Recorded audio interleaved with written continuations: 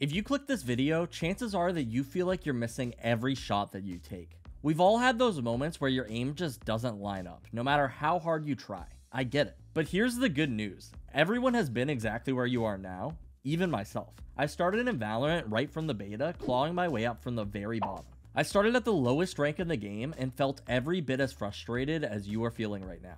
Don't let that stop you though. Over time, I was able to push through, refine my skills, and even climbed all the way up to Immortal 3, peaking at top 2000 in North America. Today, I'm going to spill with you everything that I learned along the way that helped me with this climb and give you the 9 biggest factors that I believe to be affecting players' aim today based on the thousands of students I've helped improve over the last few years. I guarantee you, whoever you are, there is at least one thing on this list that is drastically hurting your aim, and when fixed, it will completely transform your game. Let's turn this into a bit of a game though, maybe up the stakes a little bit. Let's say if I'm able to name one thing on this list that you struggle with, you toss this video a like down below and leave a comment. However, if you're doing everything on this list perfectly and don't find value from this video, feel free to give it a dislike and let us know that we need to try harder in the future.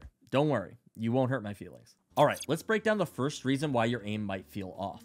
You're overcomplicating the aiming process. It's a trap that many players fall into. They're getting tangled up in the complexities of aiming techniques. Yes, advanced techniques like counter-strafing and dead zoning have their place, but they're not always necessary. They're tools in your arsenal, meant to be used situationally, not compulsively. Imagine you're on Icebox and you spot an enemy in mid. They haven't seen you yet, or you're quickly trying to trade out a teammate. This is where the principle of see, stop, shoot shines. You don't need to counter-strafe, dead zone, or crouch spray. Your focus should be razor sharp. Just see the enemy, stop your movement, and take the shot. It's that straightforward. Many players get caught up in the notion that they need to always be moving to avoid getting shot at. But if the enemy is not aiming at you, there's no risk of you dying. In reality, adding too many actions can distract you from the most critical part of aiming, aligning your crosshair with the opponent's head and clicking. When the target isn't looking at you or when a quick reaction is needed, simplicity is your best friend. Think of it this way, the less that you worry about integrating all of these additional actions into every shot, the more bandwidth that you can have to focus on what truly matters, moving your crosshair accurately and firing.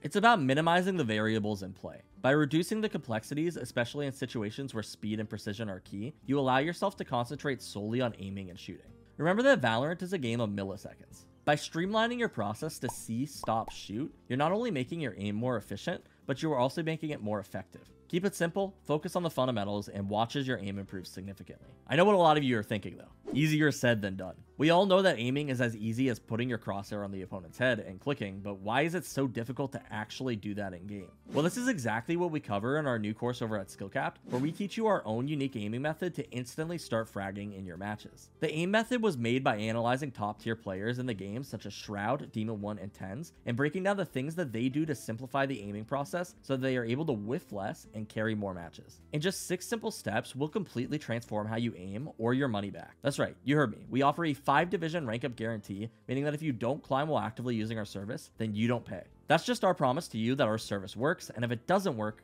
you shouldn't pay. Check it out using our discount link in the description below, and other than that, let's get into the next massive mistake that destroys players' aim. You're always playing as the defender. In FPS games, there's a crucial concept known as peeker's advantage. This refers to the slight edge a player who actively peeks or swings around an angle has over somebody passively holding that angle. Traditionally, when people refer to peeker's advantage, they're talking about a ping difference. But even as hardware and network speed has improved, reducing this ping discrepancy, the advantage for the aggressor remains significant. The reason is simple. When you're the one peeking, you're mentally prepared for the encounter. You even have the option to pre-fire if you so choose, especially if you're expecting somebody in a common spot. This leaves the defender with barely any time to react. It's like being in bind, knowing that the enemy is likely holding long. If you swing them, you're in control. You dictate the engagement. But how do you counter this if you find yourself on the defensive side? The answer lies in jiggle peeking.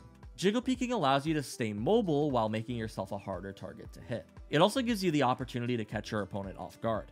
Imagine you're holding from dice on a Sense A site. Instead of staying static, you jiggle peek. Your opponent swings expecting you to be in that fixed spot, but you're not there. They move on to clear other angles, and that's when you peek them. By jiggling, you not only gather information, but also because you're the one peeking now, you become the aggressor. This method puts you in a position where you're ready to react and take the fight to them. It's about turning the tables, shifting from being the predictable defender to a less predictable aggressor. In summary, don't let the game's dynamics always force you into a passive role. Challenge yourself to mix up your playstyle, Jiggle peek, gather information, and be ready to take the initiative. By doing this, you'll find that your aim along with your overall gameplay will improve as you become more adaptable and proactive in every match. Moving on to our third point, you lack discipline in shooting. This is less about the physical act of rushing your shots and more about the mental aspect of panicking every time you see an opponent. Often players get so caught up in the heat of the moment that they start spraying wildly as soon as an enemy appears. It's not a question of aim, but rather of composure and simplicity. In Valorant, as in any tactical shooter, patience and precision are key. You need to resist the urge to immediately open fire and instead focus on lining up your shots. This is where the Miyagi method comes into play, a practice technique that can revolutionize how you approach each gunfight. Here's how you can implement the Miyagi method. Jump into a deathmatch, but instead of going for kills, focus solely on tracking the heads of your opponents. Yes, you'll get taken out occasionally, but the revelation here is to notice how often other players miss their first shots. In these moments, while your opponents are trying to correct their aim, you have the opportunity to calmly line up a headshot and take them down. This exercise is about slowing down the game in your mind, making you realize the ample time that you have to actually react in a gunfight. It's about discipline, understanding that not every encounter has to be a frenzied spray and pray. Instead, it's about controlled, deliberate shots. You'll start to see that by taking an extra fraction of a second to aim, you can drastically improve your accuracy and effectiveness in combat. In essence, the goal here is to shift from a reactive to a proactive mindset. Instead of reacting in a panic, you're calmly assessing the situation and acting with precision. This change in approach not only enhances your aim, but also your overall decision making in-game. By practicing the Miyagi method, you train yourself to be more composed under pressure, which in turn makes your shots more accurate and deadly. Tip number 4 is all about the art of dead zoning. Many players, including myself during my climb from Iron to Immortal, often overlook the significance of perfecting their dead zoning technique. It's not just about being good enough at dead zoning, it's about mastering it to the point where it becomes second nature. So how do you know if your dead zoning is up to par? A simple test is to head into the range and try consistently hitting the same spot while strafing back and forth. If you find that your shots are scattered or not hitting their mark, it's a clear sign that your dead zoning needs work. One effective way to practice this is to use the spawn 100 bots feature in the range. First, position yourself in the corner by this metal beam. Your goal here isn't to hit the bots necessarily, it's to focus on maintaining a straight shot while you're strafing and dead zoning. As you strafe back and forth around the pillar, fire a single bullet each time that you change directions, aiming for the bot's head. The bullet should travel straight regardless of where you are aiming. Don't stress too much about hitting the bots initially. Concentrate on the straightness and consistency of your shots. This exercise should be part of your warm-up routine, and try to do it for about 300 bots before each play session.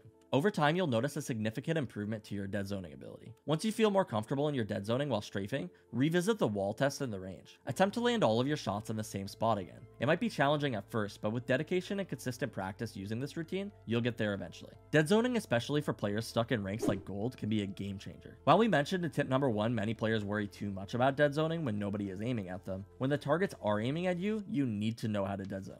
This skill not only improves your aim, but also enhances your overall movement and shooting mechanics. Stick with your routine and you'll see how quickly your accuracy and confidence in gunfights increases. Let's move on to reason number 5, which is the overutilization of ADS or aim down sights. It's a trend that I've frequently observed, especially in lower ranks. Players excessively using ADS even in situations where it's not beneficial, like running and gunning with a Spectre. This habit is surprisingly common even up to gold lobbies. For new players, my advice is straightforward. Avoid using ADS as much as possible. It might seem counterintuitive, especially if you come from other FPS games where ADS is crucial, but in Valorant, it's a different ballgame. The game's mechanics and gunplay are designed in such a way that hip firing is often more effective, especially in close to mid-range combat. The issue with overusing ADS in lower ranks is that it can become a crutch, hindering your ability to dead zone or spray effectively. That said, ADS does have its place in the game. Because it increases your accuracy, it can be useful in long-range engagements where precision is key and you're going for those one-tap headshots. However, when you're in low elo, it's just best to not use it at all, since it's more often incorrect to ADS than it is correct. In lower ranks,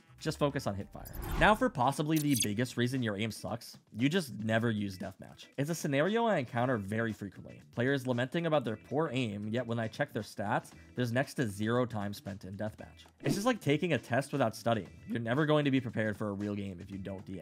It's an essential mode for honing your aiming skills, and it should be a staple in your training regime. To put it into perspective, consider this. In a typical competitive match, you might be engaging with 30 different gunfights over the course of an hour. That's not a lot when you're looking to improve your aim. Now, contrast this with a deathmatch session, including the warm-up, you could easily find yourself in over 40 gunfights. The difference in the number of engagements is stark, and that's where the value in deathmatch lies. The key here is repetition and volume. Good aim is a skill that needs constant and focused practice. You simply can't get enough of that in regular competitive matches. This is why incorporating deathmatch or aim trainers into your practice routine is critical. These tools provide a concentrated environment where you can repeatedly work on your aim, reflexes, and shooting mechanics. If you're serious about improving your aim, you need to put in the work outside of competitive matches. Relying solely on comp games for aim practice is like training for a marathon, but only ever running when you're competing in the race. So if you find that your aim is not where you want it to be, and you haven't been dedicating time to deathmatch or aim training, it's time to start. Integrating these practices into your daily routine will make a notable difference in your aiming ability. Remember, consistent and focused practice is key, and deathmatch is one of the best ways to ensure your aim doesn't just improve, but becomes a formidable part of your skill set. Tip number 7 is crucial and often overlooked. You think way too much. Many players, particularly those who spend a lot of time watching guide videos, get deeply engrossed in the strategy aspects of Valorant. But here's a reality check. If you're below the Immortal rank, the emphasis should primarily be on honing your mechanics and not overthinking the strategy. If you're in gold and classify yourself as an IGL type player, this tip is specifically for you. At these levels, mastering your mechanical skills like aiming, movement, and reflexes is what truly opens the door to higher ranks and, subsequently, more strategic gameplay. Consider this. In professional teams, in-game leaders, or IGLs, known for the strategic prowess, often have lower individual performance stats. Why? Because focusing on strategy takes a toll on their mechanical play. If you're watching this video, you can't afford to be taking a hit to your mechanics. You already suck. And I mean that in the most loving way. Applying this to your games, if you find yourself constantly trying to micromanage your team, who might not even be listening half the time, you're not helping yourself. This micromanagement and this overemphasis on strategy at the cost of your personal play is a trap. You end up sacrificing your own performance, getting caught up in trying to play optimally or calling complex strats. Then you bottom frag in matches and feel worse about yourself, only hurting your confidence more. The key to climbing out of lower ranks and improving your gameplay is to focus on winning your individual gunfights and taking smart engagements. It's about simplifying your approach. Not every game needs to have a complex strategy. Sometimes it's just about pushing together and landing your trades. So if you find yourself bogged down by the strategic side of things, take a step back. Focus on your mechanics and make sure that you're winning those 1v1s, positioning yourself well, and playing to your strengths. As you climb higher and your mechanical skills solidify, you'll naturally be able to incorporate more strategy into your gameplay. But for now, just keep it simple. Focus on improving your fundamentals and watch as your game improves significantly. Tip number 8, and this is a big one, crosshair placement. You've probably heard it 1,000 times, but it bears repeating because of its immense importance. Now, crosshair placement is a vast topic with many nuances, and many players roll their eyes at the mention of it because it's been discussed so much. But there are countless amounts of little details that go into improving your crosshair placement. At the top level, what you want is for any time an enemy swings at angle, you don't even need to move your crosshair at all. All you have to do is click. There's thousands of little things you can do to help accomplish this that would take me far too long to cover in just this one video. I do go over all these intricacies though in our Aim God course over at the SkillCapped website. There's so much to unpack that it ends up being about an hour long. I could try to summarize it all briefly here, but it just wouldn't do it justice. If you're serious about improving this aspect of your gameplay, I highly recommend checking out the course. Here's why crosshair placement is paramount though. In Valorant, split-second reactions can make the difference between winning and losing a gunfight. If your crosshair is already positioned where it needs to be, you're eliminating the time that it takes to adjust mid-fight. This means that you're always a step ahead, always ready for the encounter. If you're not 100% prepared for the gunfight, the likelihood of losing it increases dramatically. In essence, crosshair placement is about efficiency and preparation. By consistently keeping your crosshair at head level and anticipating enemy positions, you're setting yourself up for success. It reduces the need for major aim adjustments, allowing you to focus on strategy and movement. Remember, in a game where milliseconds matter, having your crosshair in the right place at the right time can be the deciding factor in your success. So if you feel like this is an area where you need to improve, don't hesitate to delve into our Aim God course where we'll teach you all about it. And now for our final tip. Your sensitivity is just way too high. It's a common pitfall for newcomers to FPS games to use a sensitivity setting that is excessively high. There's a prevailing notion that sensitivity is a highly personalized setting, which leads many players to think that it's acceptable to use an unusually high sensitivity. However, the reality is that it's a bit different, especially when looking at professional players. Most pro players' sensitivities fall within a specified range with only a few deviations. For those new to FPS games or struggling with aim, it's worth noting that there's an average sensitivity that most pros use, and it's often a good starting point for most most players. This average sensitivity is typically around 800 DPI with an in-game sensitivity of 0.35. Adopting this setting doesn't guarantee instant improvement, but it does provide a stable foundation to develop your aiming skills. The reason for this recommended sensitivity range is simple. It strikes a balance. It's low enough to allow for smooth, controlled movements, making it easier to track enemies and land headshots. But it's also not so low that it hinders quick reactions. High sensitivity will just hinder your ability to accurately micro-adjust, which is what most of the game is based around due to crosshair placement. While there are certainly examples of successful players who use higher sensitivities, if you're just starting out or looking to improve, it's advisable not to experiment too much. Stick with what's proven to work for the majority of professional players. This approach eliminates one variable in the complex equation of aiming. We already know that your sensitivity is good, so you don't need to worry about that, allowing you to focus on more of the other aspects like crosshair placement, movement, and game sense. In summary, if you're struggling with your aim and using a very high sensitivity, consider adjusting it to a more standardized setting. You might hate it at first, but after a few games you'll get used to it and hardly notice a thing. Remember, aim improvement is a journey, and finding the right sensitivity is a crucial step on that path. Alright though guys, before we wrap this up, let's tell you a little bit more about SkillCapped. So we offer a 5-division rank up guarantee and think that is a pretty crazy thing to offer. It's like a gym membership guaranteeing you'll get ripped. Your local gym would go bust if they offered you that. Not us though. We've offered this for years because our service really does work. It works so well in fact that we're able to produce by far the largest catalog of premium Valorant guides on the internet. We add new courses every month with over 1,000 guides curated into over 50 courses. No one else can compare. We also have a direct line of communication with subscribers in our Discord so that you can get connected immediately to some of the best players in the game who will respond to all of your questions asked. Sign up today using the discount link in the description below, and other than that, that's going to be all for us today. Thank you all so much for watching, and we'll catch you in the next one.